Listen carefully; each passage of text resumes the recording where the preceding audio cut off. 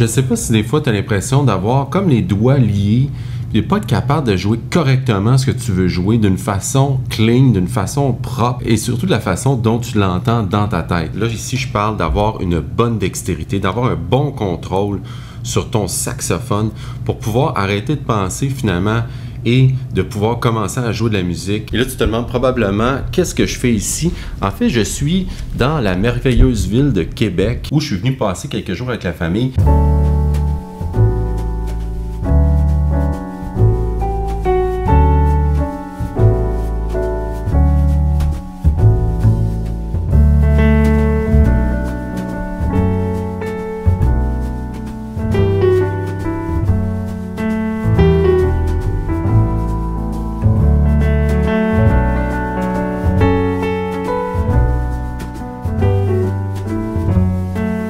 Et j'ai aussi une gig ce soir, alors j'en profite pour te faire un tutoriel directement de ma chambre d'hôtel avec mon Imeo qui techniquement ne devrait pas déranger personne alentour. Donc c'est sûr que pour avoir une bonne dextérité, on pourrait dire d'emblée qu'il faut juste pratiquer beaucoup sur une base régulière pendant plusieurs années.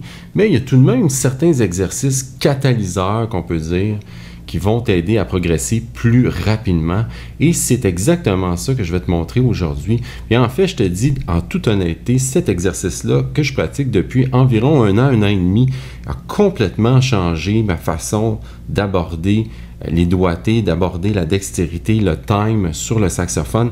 J'ai vraiment l'impression que ça a délié mes doigts. Ça m'a vraiment beaucoup aidé. Alors, je suis persuadé que ça fera le même truc pour toi si tu le pratiques sur une base régulière, c'est-à-dire pas une fois par 2 semaines, mais bien à tous les jours. Mais je vais te montrer comment le faire, de quelle façon le faire, d'une façon intelligente, pour que ça soit pas trop long et que tu aies les meilleurs résultats possibles. En fait, tu peux faire cet exercice-là pour, premièrement, délier tes doigts, améliorer ta dextérité, rendre ta fluidité vraiment plus grande sur le saxophone. Et tu peux aussi l'utiliser simplement pour te réchauffer, c'est ce que je fais souvent. Et là, tu vas peut-être te dire, OK, est-ce qu'il faut que je pratique ça 16 heures par jour pour avoir des résultats? Absolument pas. 5-10 minutes par jour, si tu le fais sur une base régulière, bien sûr, c'est amplement. Évidemment, si tu fais plus, ben, tu vas avoir des résultats qui vont être plus rapides et plus concrets, mais déjà 5-10 minutes, si tu n'as pas beaucoup de temps, c'est parfait. Et le truc encore plus cool avec ça, c'est que tu vas travailler quelque chose d'autre sans t'en rendre compte. Je te parle ici, dans le fond, d'un principe un peu comme le film Karate Kid. Je ne sais pas si tu te souviens, mais Daniel-san devait faire des mouvements répétés sans qu'il sache trop pourquoi il fait ça. Puis à un moment donné, il était même fâché. Alors cet exercice-là, ça va te donner des astuces pour faire des enclosures, enrober des notes dans ton improvisation.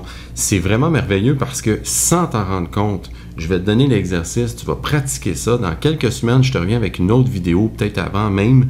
Et là, je vais te montrer des exercices concrets sur des accords et tu auras déjà tout dans tes doigts. Et je t'ai aussi parlé que je m'en allais sur une gig. Alors, ce que je vais faire pour te le prouver, si je peux filmer, bien sûr, mais ça devrait être correct, je vais te montrer live qu'est-ce que je fais avec cet exercice-là. Et tu vas voir, je vais te prouver que j'utilise ça toujours dans mon impro depuis que je le pratique. Et comme je t'ai dit, moi, ça a vraiment ouvert beaucoup de portes et dans ma dextérité et dans mon impro. Alors, c'est quoi ce fameux exercice? C'est extrêmement simple. En fait, tu vas comme regrouper 3 notes. Et si on mettait des degrés sur ces 3 notes-là, on est en mineur et on ferait, dans le fond, 1, 3, 2, 1. Alors, tonique, tierce mineure, seconde et 1. Par exemple, si je commence sur Ré, je vais faire Ré, Fa, Mi, Ré. C'est tout. Comme ça. Là, j'ai un son de trompette. Tu vas te dire, pourquoi tu ne mets pas un son de saxophone? J'aime pas les sons de saxophone synthétiques. Je joue déjà du saxophone, alors j'en profite pour explorer d'autres sons. Ça, c'est la base de l'exercice. Alors, tu vas simplement faire ça dans un premier temps. Et là, ensuite, tu vas monter d'un demi-ton ta tonique, si tu veux. Alors, on vient de faire Ré, Fa, Mi, Ré. Maintenant, tu vas tout monter d'un demi-ton. Tu vas aller à Mi bémol, Sol bémol et Fa, ce qui donne, dans le fond, 1, tierce mineure, seconde 1, mais en Mi bémol mineur. C'est exactement le même pattern, le même principe. Alors maintenant, si je regroupais ces deux patterns-là, un à la file de l'autre, ça me donnerait dans le fond Ré, Fa, Mi, Ré, et ensuite Mi bémol, Sol bémol, Fa et Mi bémol, et ça sonnerait comme ça. Maintenant, qu'est-ce qu'on va faire? C'est qu'on va continuer de monter. Alors, je viens de faire Mi bémol, Sol bémol, Fa, Mi bémol. Maintenant, tu devines que je vais monter à Mi. Alors, je vais faire Mi, Sol, Fa dièse et Mi. Alors, ça me donne encore un tierce mineur, 2, 1, mais comme en Mi mineur, comme ça. Alors, si je reviens au début et que je recommence avec Ré, Fa, Mi, Ré, Mi bémol, Sol bémol, Fa, Mi bémol, Mi, Sol, Fa dièse, Mi, ça me donnerait ça. Maintenant, qu'est-ce qui se passerait si je poursuivais ma montée en conservant, bien sûr, les mêmes paramètres, les mêmes degrés? Donc, je vais continuer à faire 1, 3 mineur, 2, 1, ta di da da, da di da da, ta di da da.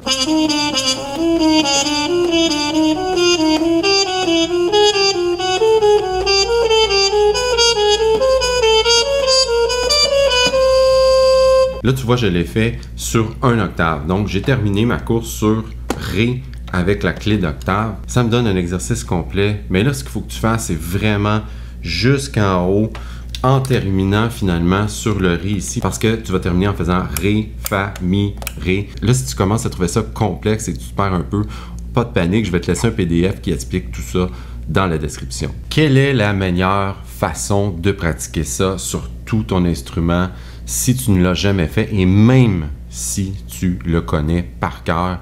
Je te le dis, moi, je le fais à tous les jours à 60. Évidemment, je connais le pattern, mais ce que je veux, c'est de le faire tellement avec précision avec le métronome à 60 qu'on oublie le métronome et c'est ça qui va faire la différence. Si tu le fais super vite, escamoté, ça donne strictement rien.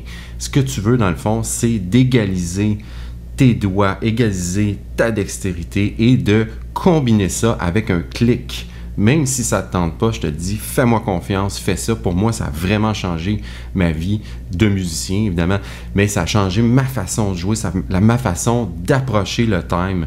Ça m'a vraiment, vraiment beaucoup aidé. Alors, c'est bon pour tous les niveaux, cet exercice-là. Bon, il est plus que temps que je quitte la chambre d'hôtel parce qu'il est presque midi.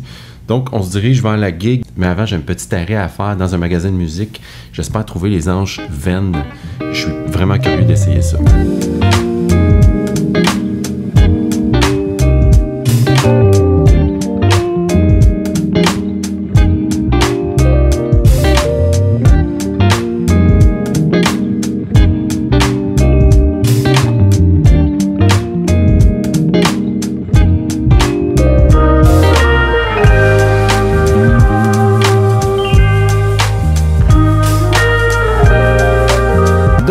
C'est très cool parce que j'ai trouvé ça ici, les Anches ou l'Anche Venn. J'en ai acheté qu'une parce que c'est pas donné, 32,95 canadiens.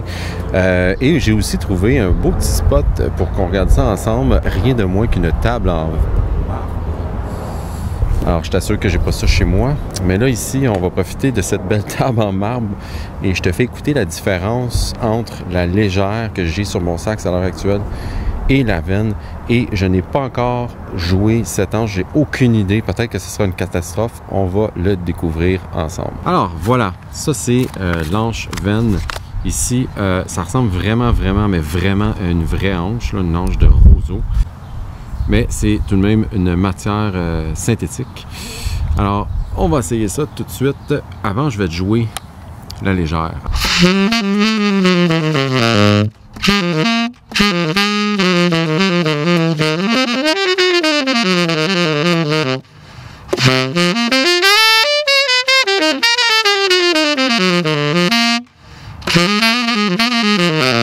Maintenant, je fais le test ultime avec ça ici.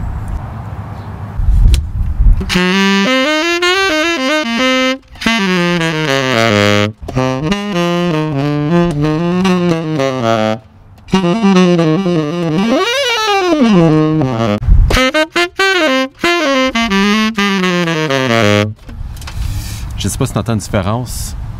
Sincèrement, j'aime pas beaucoup. Je trouve que ça sonne très plastique, peut-être parce que je suis pas habitué. Et elle est un peu trop facile. Cela étant dit, j'ai une 2.75 légère. Et ça, c'est une 2. Et j'ai pris une 2 sous recommandation d'un YouTuber qui avait fait le test avec une 2.5 et il jouait exactement la même force que moi sur les légères et les anges de roseau, c'est-à-dire 3. Et c'était trop difficile une 2.5 dans le Ven. Alors peut-être que je devrais aller vers ça. Je trouve quand même qu'elle a beaucoup de puissance, cette hanche. Peut-être un peu plus que la légère. Je vais réessayer la légère pour le fun.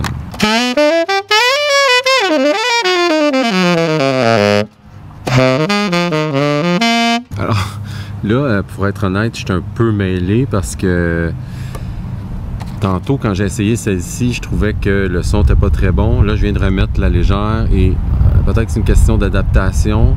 Peut-être que celle-ci, la veine, est un peu plus fat, un peu plus large comme son.